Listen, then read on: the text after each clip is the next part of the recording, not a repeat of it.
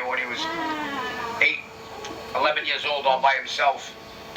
Didn't speak a word of English, and his name was Apollos Revoir. It was a French-Canadian version of Paul Revere. He changed it to Paul Revere to make it sound more American.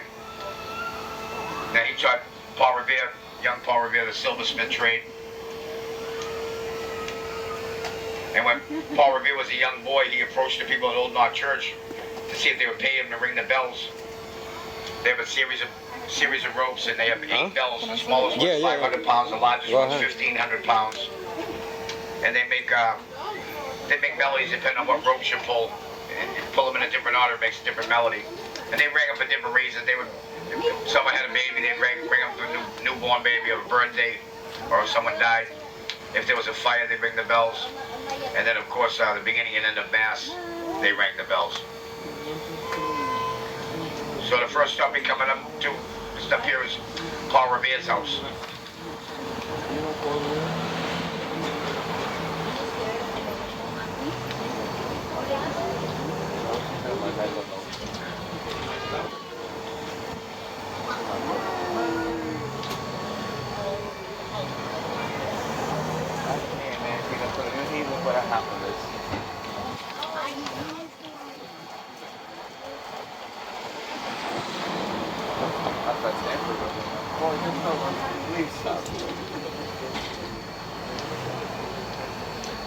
So this is stop number 2, Paul Revere's house. Now a lot of times people expected me to point to it. I'd have to have some very long arms to point to it, because it's the second left up there on Moon Street, and that goes right down into Knot Square. So it's not something you can point to, but if you're going to get off and go there, you go up there and take your second left on Moon Street, and it goes right down into Knot Square. Does it show if we're going like to Harbor? I think so. It's my first time here. Mine too. I think we stopped, so we're going here. This way. Okay. And then the harbor, yeah. Sometimes when you see this, sometimes it's a 50, 100. Where you from? You from New York? Jersey. Oh, Jersey. Okay. Yeah, okay. Yeah, I'm from the Bronx. I don't know what it is. Anything go on social media or just say, let's I'm meet up. I'm on Jersey, Patterson. I've been to Patterson. Do wheelies in and out of traffic. Yeah. Now if you look right I'm over on really the right, interested on the harbor. I'm back trying to see as recent for the as the first time 80s. the all college. these buildings Yeah. had like run down, broken windows. All the pylons in the water were all rotted. Now they did them all over beautiful. It's like $2 to $5 million condos. You walk right out your back door, you're on your boat. Boat slip right behind the condo. The exact opposite on the opposite side. They haven't spent money on it. They're all original windows and original fire escapes. Now do you see anything on the left that's done over completely?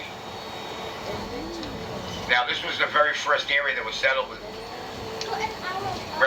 Reverend William Blackstone came here. He was an Anglican minister. He came here on a ship to Arabella with about 400 people. They didn't like it. They left. He stayed here all by himself for about 9 years before anyone else showed up. When a new group showed up from England, they tried to settle over in Charlestown, which was called Newtown at the time. This area was called Sharma. It was the Sharma Peninsula because it was surrounded by water on 3 sides. So the new group came over and they tried to settle over in Charlestown. It was called Newtown.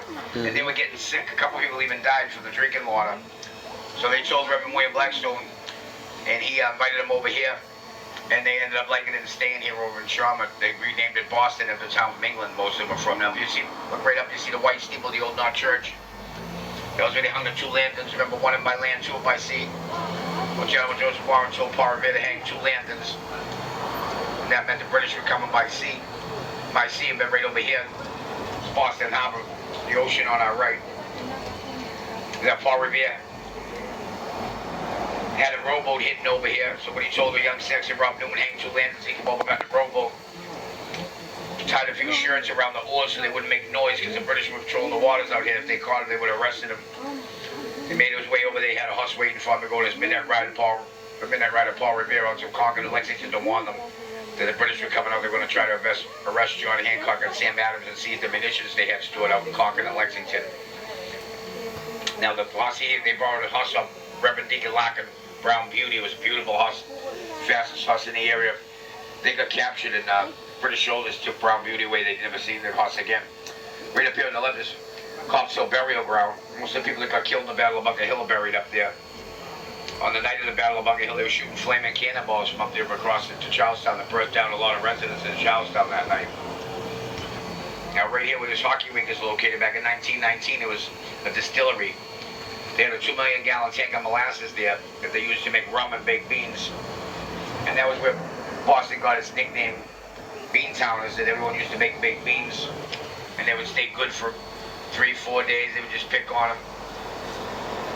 And everybody made them. That's where it got its nickname of Beantown. Now this is Stop 3, Old Knock Church.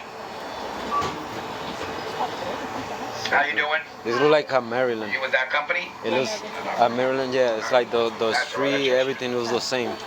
Yeah. Very quiet here, like. It's just you'd be surprised how you many see people, people like drinking, pour, like they come on and they show you a picture of a green and orange, double like a bus. yeah. And I'm like, yeah. I mean, compared to the Bronx. Yeah, it's a jungle over there. The Bronx is a jungle. Yeah. You see all kind of stuff over there.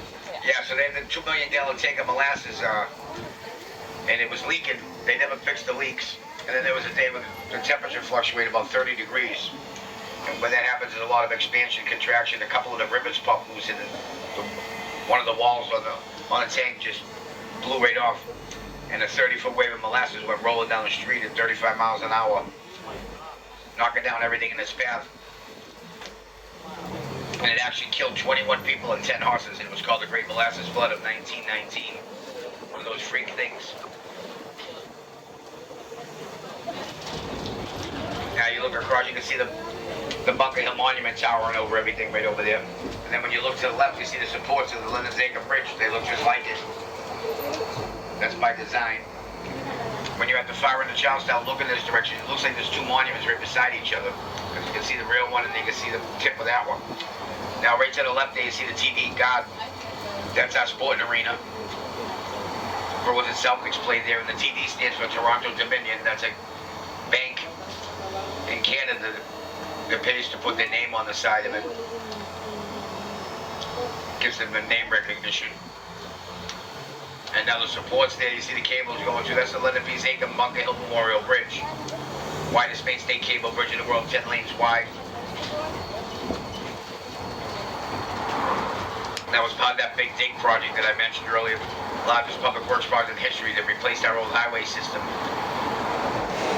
with a tunnel that went down underneath the downtown area and placed up top when they tore down the old one. They replaced with all those beautiful parks, gardens, fountains, and a carousel called the Rose Fitzgerald Kennedy Greenway. So now the traffic comes down from the north, goes across the Lenape-Acre Bunker Hill Memorial Bridge. As it goes over, gradually goes down, right over by the TD Garden, it goes down into a tunnel, the Tip O'Neill Tunnel. Named after Tip O'Neill. Tip O'Neill was Speaker of the House in the early 80s when Ronald Reagan was president. He was responsible for securing the funding for the project. So when he died, they put his name on the tunnel. And that tunnel goes down underneath the downtown area, goes back up on the other side. So it really beautified the city. And it used to smell like exhaust all the time back then because it was just bumper to bumper traffic. And we're about to pull up to stop number 4. Stop number 4 is the Charlestown Navy Yard. Now at the height of World War II, there's 50,000 people were working in the Navy Yard, and 8,500 of them were women doing jobs that they had never done before. But most of the men were fighting in the war, so they just did whatever was asked of them. And a lot of them were actually doing welding and riveting. And there was a famous poster of Rosie the Riveter, strong-looking woman with a pink kerchief on her head with white polka dots, and a work shirt making a muscle, a little bigger than mine. And that was where the character Rosie the Riveter came from, was right then during the height of World War II, right over here in the Navy Yard. That was also home to the USS Constitution, our oldest naval warship. Was commissioned and launched in 1797, became famous in the War of 1812 because every French and British ship that it went into battle against in the high seas had sunk the other ship and it never suffered any damage. It was 33-0 in battles and engagements on the high seas. Now, one of the reasons it was so successful is that it was a different type of design called the frigate. It was smaller and faster in the water, so it could turn around and have its cannons pointed at the other ship in 10 minutes. It also had a lot of firepower. It had 46 cannons, and it had a hull made out of something called live Georgia oak. Now, oak's one of the hardest woods in the world. They hit it with a hammer, it doesn't even really dent. Live Judge oak's 5 times stronger than regular oak, and it was up to 2 to 3 feet thick in the hull. So when a cannonball would hit Constitution directly in the side, both ships would go right through it and sink it. But the Constitution would just bounce off and fall in the water. And the British sailors were remarking, the side, she must be made of iron.